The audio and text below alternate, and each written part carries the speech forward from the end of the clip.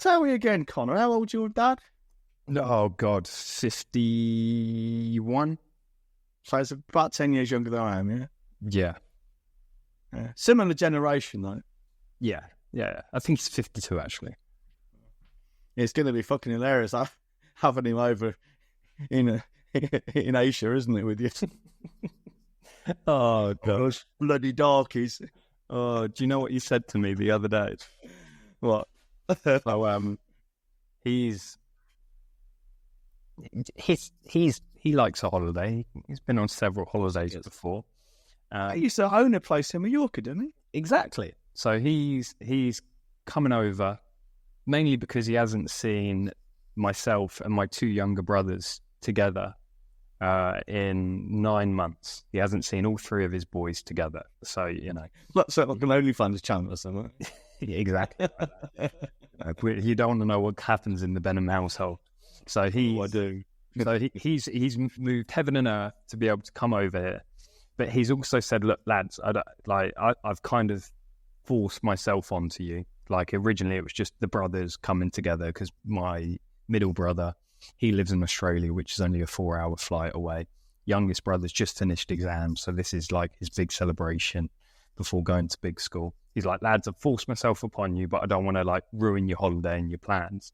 So, I'll be there, but I'm more than happy to take myself out and do things. I was like, I bet he is. So I said, what do you think about that, Dad? Yeah. What do you mean about that, Dad? And you went, well, you know what I'm like? I like to go for a mooch, son. I like to go find local bars and, explore the culture. Women. I think that's what he's trying to tell me. But I said to him, because he's like me. He's not a big fan of like the touristy bars. He wants to go find the local places. So whenever we've gone to Greece or Spain, anywhere in Europe, he wants to go to somewhere remote and find a proper locals bar. And I said, Dad, do you expect to find a locals bar over here? He went, yeah, I imagine there's a high street or something, I can just have a meander around and find a little local bar. I pissed myself laughing. I was like, Dad, the average income here is like £100 a month. This ain't like Spain. No one's got disposable income to go and sit in the bar. I said the closest thing they have to a bar is they get kids sat outside convenience shops where they buy the cheapest booze they can and they sit on the curbs, or if the shop's nice enough to provide table and chairs. I said, that's their local bar. There's no nice high street for you to buy charcuterie and drink wine. It's just not possible, Dad. It's terribly fucking privileged of us to sit here laughing at this, but, let's do it. If you can, why not? There is no local high street. There isn't one, Dad. It's a little bit like when people come over here and they say to me, well, can't you just get a taxi? I live in the middle of a fucking field in rural Ireland. You don't just get a taxi. This is not London. That's why you saw really it's really what we're used to, that, isn't it? Yeah, of course. We had that conversation before about mixed race marriages and how I still find them unusual. Not that I care about or I'm indifferent to it. It's none of my business. But when I was growing up, I told you before, there was an 18-year-old family friend who was kicked out of her house by her parents because she had a black boyfriend. Well, that's just how things were back then. So for me to see mixed race couples together, it's unusual for me. It doesn't mean to say I've got any opinion about it other than good luck to them. I don't give a shit. But it's still unusual to my eyes. It just wasn't very common when I was growing up. Well, it's trained behaviour, isn't it? Yeah, exactly. Absolutely. On which topic, which is a nice segue into what we were going to talk about today. Because what we've observed, now, as you know, listeners, dear listeners and watchers, Connor and I are very, very big on direct mail. That's where I came from 20 years ago. In fact, I got my very first private clients through a 23 direct mail letters I sent out to technology firms up in Cambridge, UK. And one of them landed on the right desk at the right time, and the rest is history. But we've been beating this drum quite hard for probably the best part of 6 months to a year now. I mean, we've always done it, but it's become more apparent in the last 6 months to a year that this is really important. As social media dies a death. Big loud enough. And we've got clients who they can see the value in it. And one guy in particular, well, I was doing some private consulting work with him 3 years ago this August we finished. And I remember for the last 18 months we were working together, he was kept going out, just want to get over this little hurdle, and then I'm really going all in on direct mail. He's still using those words.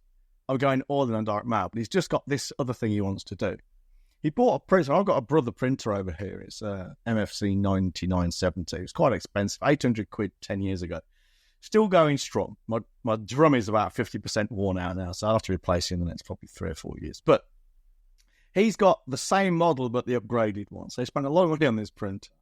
And he's ready to hit the go button, but not yet. And he's very successful. And I got to thinking, because you roll your eyes a little bit. But he's just a shining example of what I'm seeing elsewhere. People resisting, even testing direct mail. And I got to thinking, walking the dogs yesterday morning, why? Why is this? And I came to the conclusion, and I could be wrong here, but I came to the conclusion, I think it's like the crashing plane thing, you know, many a pilot has gone to a fiery death because he enjoys or he feels comfortable in the cockpit rather than risk the unfamiliarity and danger of the parachute. The cockpit feels safe because that's where you spent all your time in the airplane. And you probably can't get your head around the idea that this is actually going to crash if I am going to die. I mean, and the parachute's dangerous. Well, it's not any more dangerous. In fact, it's a damn sight less dangerous than staying in the cockpit. And I think people are like that with their existing sales and marketing stuff. What they're doing now, which has worked in the past for them, you know, and sometimes it's worked very well and it's not working so well now, but maybe it's still working okay, but it's not really what they want. And that's their cockpit. That's where they feel safe and secure and comfortable. And they know the rules. And they've done it for, in this guy's case, 15 years at least I've been working with. Because he learned a lot of it from me. You know? And to step away from that and do something which is new, because let's face it, direct mail to most people is a brand new fucking endeavour. Yeah, it's completely, they have no experience in it.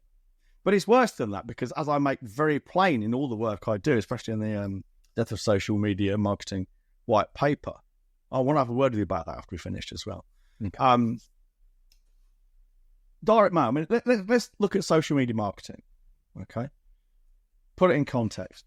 How easy is it? We're told this works, and in the past it has. You get up in the morning, you go on to, say, LinkedIn, we'll use LinkedIn as an example, go onto LinkedIn, and you write a stream of consciousness, usually about yourself. Paint yourself in some light, maybe add a little business lesson, twist it into a business lesson. Yeah, that's easy enough to do.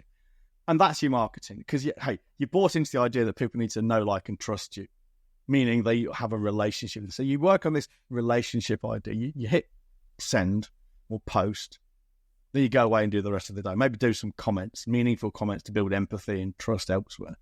That's your marketing. How easy and seductive is that? The idea being people will then come to you and stuff. That's great. And if you're doing SEO, you write some blogs, which are usually about yourself and your business, and about something with which you're familiar, which is your business. Yeah, you pick a keyword on a topic you're familiar with, obviously, and you write a blog post about it. Well, that's easy and seductive too. And they're all predicated on this idea of inbound marketing. People come to you.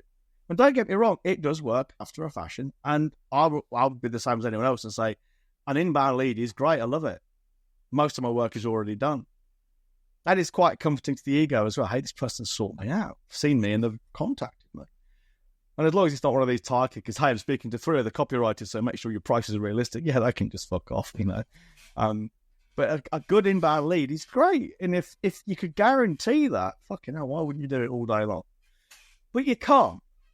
And one of the things about inbound leads is, with a few exceptions, they are all under someone else's control. Meaning, wherever you're putting your message, you don't own it or control it. So social media, even SEO, you don't own the real estate of your website.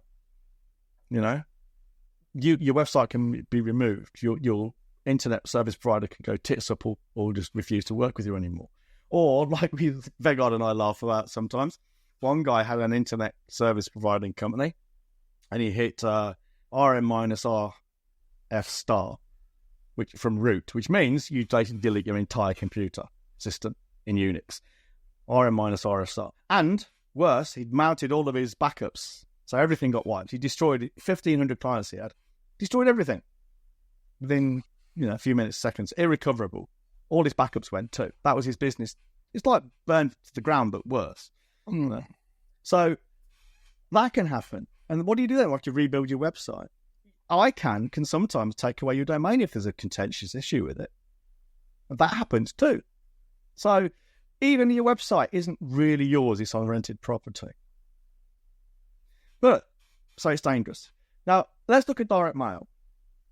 The direct mail, for instance, is new to most people. It's unusual. It's different. If it was that good, why isn't everyone doing it? Therefore, it can't be any good. It's old-fashioned. It's not on the internet. All these things that make people kind of shy away from it. All right? But then, it's worse than that. It's complicated. Like we're doing a postcard drop soon. And it's so complicated that unlike a social media post, Connor and I have had to put a checklist together. Otherwise, we'll miss something. So I've had to design the card. I've written the card. All right? I've had to make sure it's the right size and the colour profile is correct. It's going to go to a printer. Well, this printer's going to print it and it'll be a mail merge print. Well, that, again, is not complex, but it's something we need to make sure works because each postcard is personalised. All right? Then it's got to be actually printed. And then it's got to be put in the envelopes. And these envelopes have got to be stamped, not franked. And they've got to have an address put on them. And we want something else putting on there too. Then it's got to be posted. Well, that's a big rigmarole. And all that costs money and time. And we've got to source the addresses to send it to. Yeah. And this is paid for in terms of the scarce resources of time and money and energy before the very first person opens it, looks at it and goes, "Oh, that's interesting." You know? No wonder people don't want to do it. Yes, so many different ways it can fuck up. The wrong postcard goes in the wrong envelope, or the vice versa. It could happen. Spelling. I remember years ago, I did a mailing to 1,000 addresses. I didn't get a single peep. Well, that's about €1,500 just poof, gone like that. And people will resist doing that, and I get why. And I get why they're doing it, but it's stupid. Because we got a guy in our elite mastermind who his business is helping other people sell their businesses, and he's fucking good at his job. And he was telling, and I knew this anyway, but he confirmed this yesterday Monday on the round table. If your business has a robust and proven offline marketing system, sales marketing system, so which is either going to be cold calling or direct mail. There aren't really any other exceptions, possibly print advertising, but even then you are reliant on someone else's printing, magazines and stuff. But okay, those three: cold calling, direct mail, print advertising. If you've got a business which has proven channels with one or more of those three, your business will sell around 5 to 10 times higher at a price 5 to 10 times higher than one which is based online. Because people buying businesses, they do their due diligence, unless they're very stupid and don't. They know that marketing system you've got, and this is the crucial thing. It's not just that it's effective, it's that you own it. You own it and you can control it, and no one can take it away from you. It's absolutely the opposite of everything online. You don't own it, you don't control it, and it can be taken away from you at any moment. Because even if it's not taken away, like Google or someone slams your website, or Facebook can your account, or LinkedIn crash your account, what they can do is they can change their rules, which makes your marketing system effectively useless. How many times, I've asked this one before, Connor, but how many times has your Facebook advertising account been shit canned for you or a client through something you had no idea about and then had to try and recover? Countless times, minimum. And you ain't black hats, are you? No. You've never been black hat? No. Not doing anything. Like, one time I got banned for they changed their rules about the word "you." This cannot happen with direct mail. And I got in touch with my account person, and I said, "Hey, my account's been blown up again. What's gone on here?"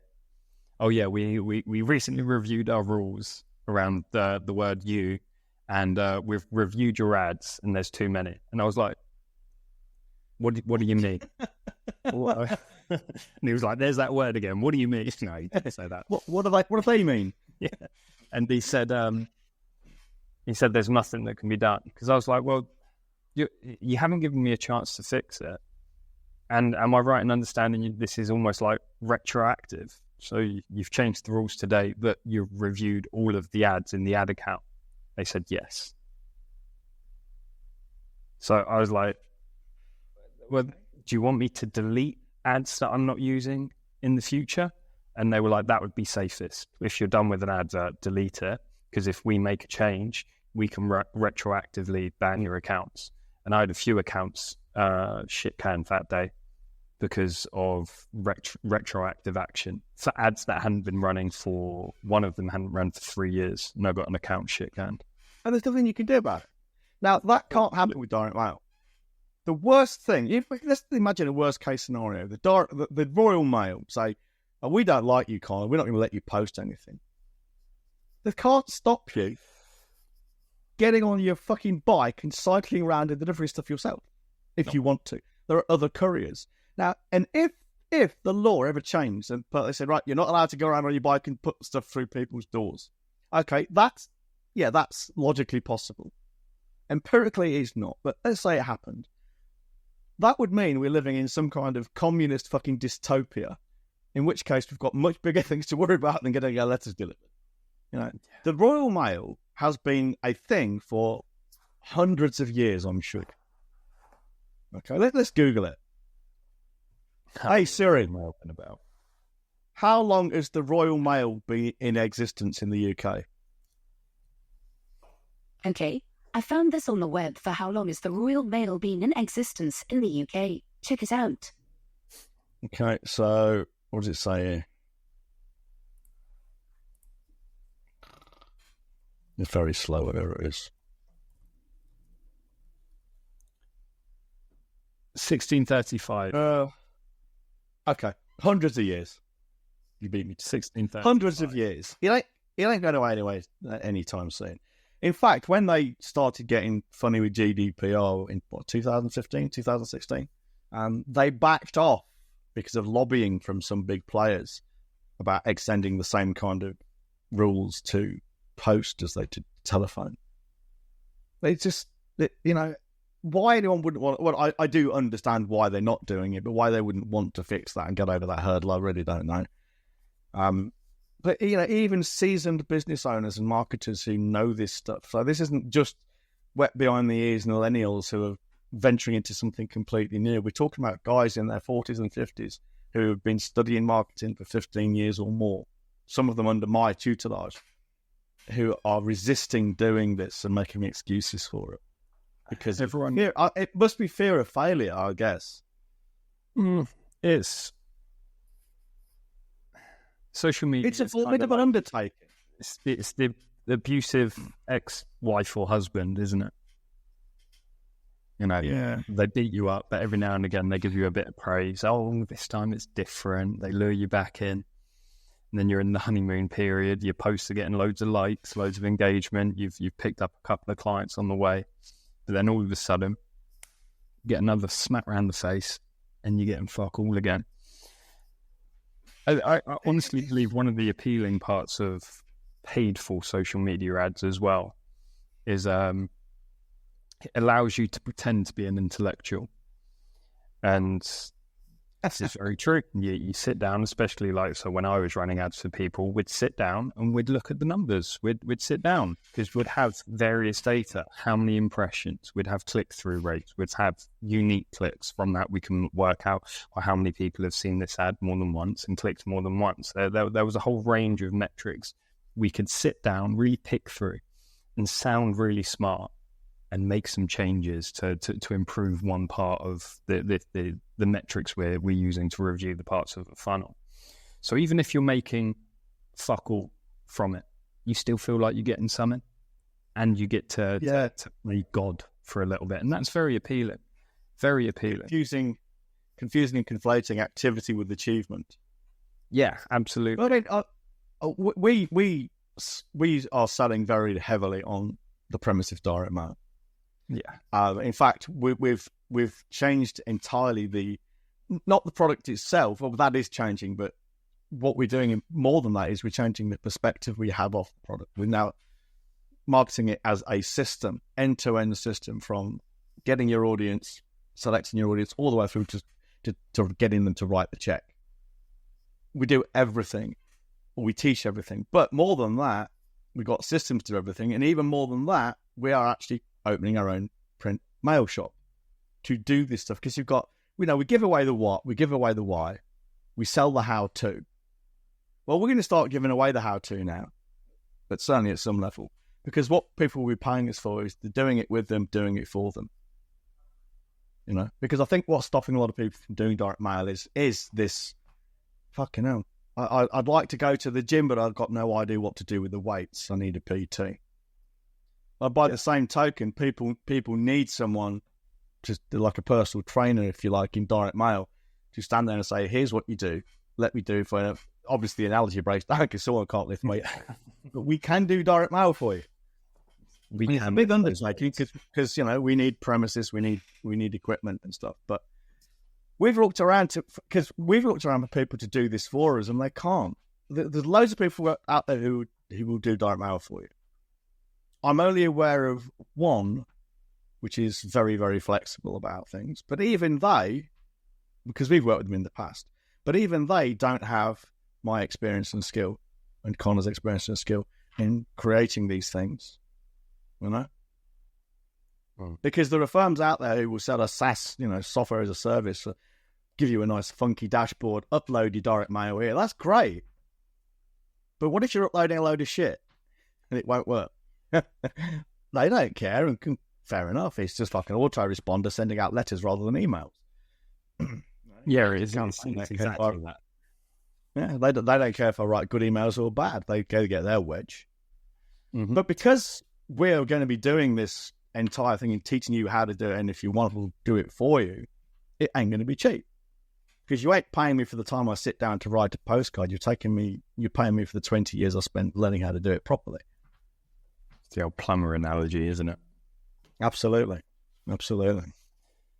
I mean, the more I see of social media, the more I hate it. And I've cleaned up my feed recently, so I'm seeing far less of the copywriter, freelancer stuff, and more of serious business owners. But even they're getting all this fucking stupid stuff. I can't stand it. I can't stand it. And interestingly, one of our clients, inside Core Control, they because we teach a way to get data from LinkedIn. It's not what everyone would think, scraping this, that, and the other. It's not. No scraping involved at all. Yeah.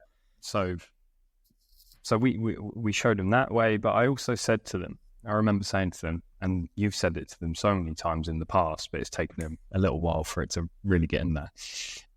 Not all of your clients are going to be on LinkedIn because they're of a certain age and are in a certain industry.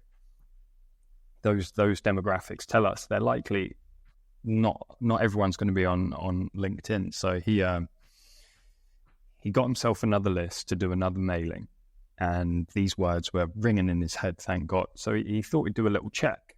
So from this list that he'd worked really hard with the data company to whittle down to people who are actually going to be valuable to him, he said, I'm going to search for every one of these fuckers to see if I can find them on LinkedIn.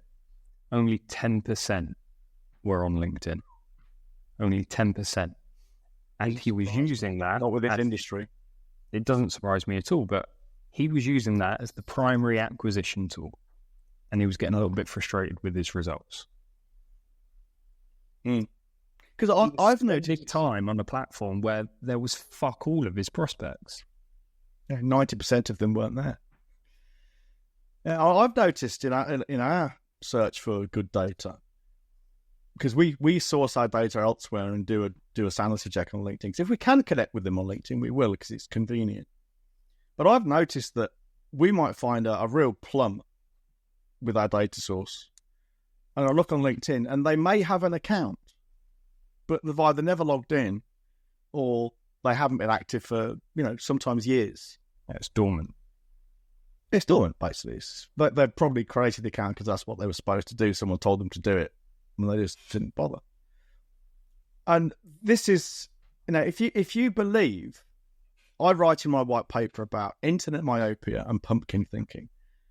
Okay, internet myopia being an unhealthy focus on the internet, and pumpkin thinking being like the pumpkin in the jar.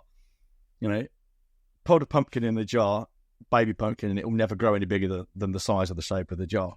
That's what being on social media is all the time. So if you believe all your clients, prospective clients are on LinkedIn, and it's the best and only place to find them, and the best and only place to interact with them, you are suffering from those two things: internet myopia and pumpkin thinking. And they are both deadly. Because, like every chain that binds us tightly, we don't know it's happening to us. It's like a fish. Does a fish know it's in water? Possibly not. They know when they're fucking out. And the younger you are, and this is going to make me sound like a right old fogey now, which is fair enough, because I am an old fogey. You are. But the younger you are, with rare exception like Louis, the younger you are, the more true this is going to be. If you're, say, 30 years old running your own business, you haven't known a world without social media as an adult. You just haven't. I have. I've never run a business without the internet, and I was nearly 60. I've had an email account for more than 30 years now. Oh, as in me, not just an internal one. Yeah. I've got a Gmail account since it was first, when it was invitation only, 2012, 13, whenever it was. No, 2002, 2003, something like that.